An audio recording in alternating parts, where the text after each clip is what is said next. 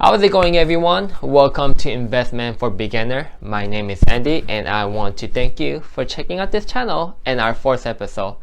In our second episode, we talked about introduction to stock, and in our third episode, we talked about the online brokerage. If you missed out on either one of those episodes or would like to know more, check out the link below at the description. If you found this video useful or helpful, consider sharing it with your friends and family, so we can all achieve retirement with a lot more money than average retiree. After all, you wouldn't want to run out of money in the middle of your retirement and have to go back to work, cause that's gonna suck really bad. In this episode, we're gonna go over some of the different investment accounts available for you to create. First account we're going to start with is traditional 401k. This is the most popular retirement account out there. If you are an employee for a big company, chances are your employer will provide you with 401k. The way 401k work is you put X amount of money, whether that is by fixed amount or percentage, into your retirement account. This amount will be taken out from your gross before any deduction or tax. 401k is not a retirement account that you can create by yourself if you're not an employee. For example, you can make Roth IRA by yourself with no string attached, but 401k is provided to you by your employers only. So basically, you need to be working for a company that provide you with 401k. Now, with that said, not every job you work will provide you with 401k. So if your employer does not provide you with 401k, I highly recommend that you open up investment account for yourself. Now, going back a little, when you put certain amount of money into your 401k, some company will match certain amount of percentage and put that into your 401k account. For example, if your company match 50% of what you put in and you put in $10, they will give you $5 for free. For free. That is money that your company is giving you. And I don't know about you, but if someone wants to give me free money, by all means, put in my account. But you have to know there is a limit to how much your company would match your percentage. So they won't exceed certain amount per year. Now, there are few information that you want to remember about 401k. Like I said before, 401k is pre-tax, meaning you contribute 401k before the tax kicks in. Because of this, when you start taking the money out of your 401k when you retire, you will be taxed then. Second is, if you try to take out these money before the age of 59 and a half, you're gonna need to pay a penalty of 10% and tax on top of that. The exception include total and permanent disability, a loss of employment when you are at the age of 55, and a qualified domestic relation order after a divorce. And lastly, your 401k will withdraw automatically if you haven't taken them out at the age of 70 and a half, unless you are still employed at that age. Currently, as of 2019, the maximum money that you can put into your 401k annually is $19,500. But for anyone 50 and above, you can invest as much as $25,000. One of the best benefits that you may find in traditional 401k is because you are contributing the money before the tax, you may fall under the lower tax bracket. That means you might pay less for your tax.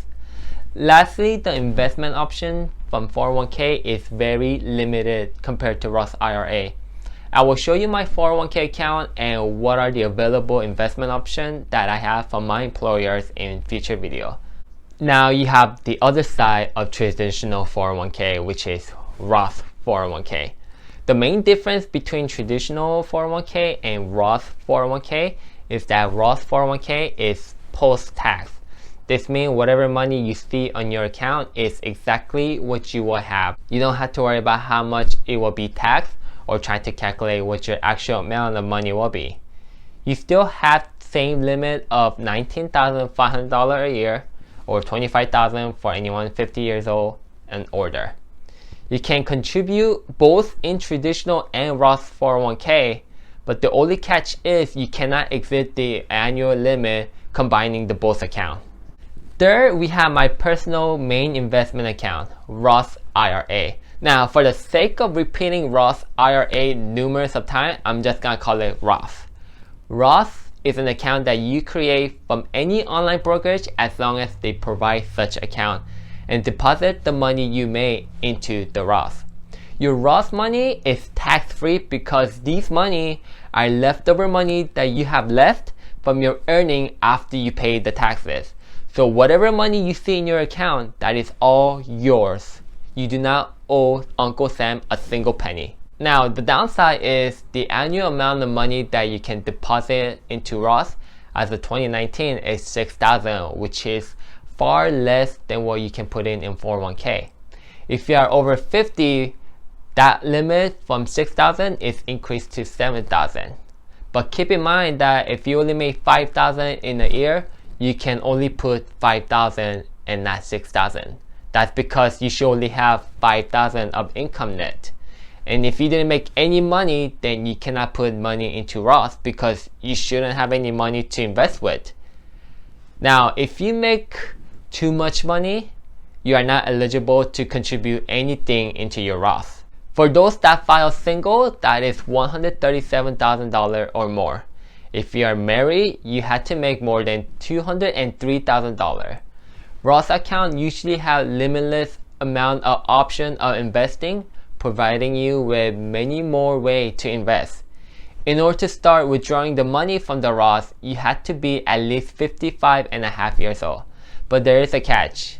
The money you put into account throughout the year, those money you can pull them out without paying any penalty.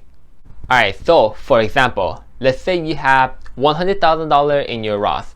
Out of those $100,000, $75,000 are the money that you put in over the years. That means you made $25,000 of profit from your investment. Now, you can pull out those $75,000 without any penalty, but if you try to touch any of those $25,000 that you made from your investment, you're gonna have to pay penalty fee. If you need to take out the money that you put in because of emergency, then you do what you have to do. But if you can't, don't ever touch the money from the account. The fact is, the more money you have in your account, the account will make more money for you. And I'm gonna show you this by using the compound interest calculator in a future video. Number 4, we have traditional IRA account. Just like a traditional 401k to Roth 401k, traditional IRA is a pre-tax from your gross. So it's basically money that you put into your account before you get taxed. So that means that when you try to take out the money later when you retire, it's gonna be taxed when you try to take out the money then. Traditional IRA account still has same annual limit of $6,000. If you make $137,000 a year as a single, you cannot contribute anymore. And if you're married, the limit is still same as $203,000. At number 5, we have rollover IRA. Rollover IRA is a little bit different. What rollover IRA do is allow you to transfer the existing money from the retirement account like 401k to your IRA account. For example, if you were working for company A and you left, you can transfer the money that you made from 401k at company A to your personal IRA account. Ideally, if you have traditional 401k, then you want to roll over to traditional IRA. If you had a Roth 401k, then to Roth IRA. If you try to switch traditional to Roth, you will have to pay the tax. And if you try to switch the Roth to traditional, then you will need to pay tax later when you start to withdraw. I might consider rolling my traditional to Roth and just pay the tax right then and there, depending on how much I need to pay. If you quit from your old job, I highly recommend you roll over the 401k from old job to your existing IRA account. When you roll over to your IRA account, you will have more diversity of choice to invest, giving you more power to choose where and how you want to invest. So this is the first half of the investment account for this episode. I will go over the remaining account in the next episode, covering taxable account, joint account, SAP IRA, simple IRA, solo 401k, trust account, custodial, CD, and 529. Before I end this video, I do want to say some important things. My recommendation for you is to take as much of these accounts that you can have. Don't limit yourself to just one of these. But if one is all you can contribute due to your financial situation, that's completely fine. One is better than none. The more accounts that you will have more money in your retirement. Currently, I only have 401k from my employer and Roth IRA.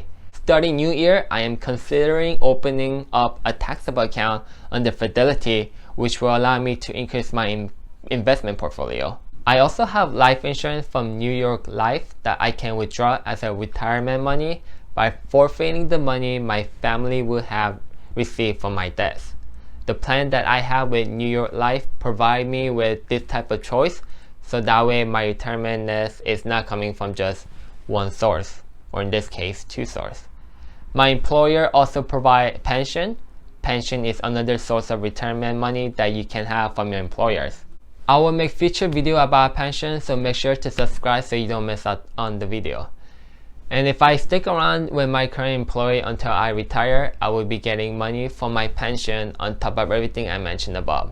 So my retirement source will be from 401k, my Roth IRA, a taxable account when I open that up, and my New York life insurance. I don't expect any money from the Social Security by the time I retire, so I don't even consider that available to me. I don't want you to limit yourself to just one source of retirement. I understand that most of you beginning investors might have difficult financial situation than the other, so you can't just throw all the money at the retirement. And you know what? That's completely fine. The most important about investing is giving much time for your money to grow, no matter how small you started with. So even if it's a small amount, do it now.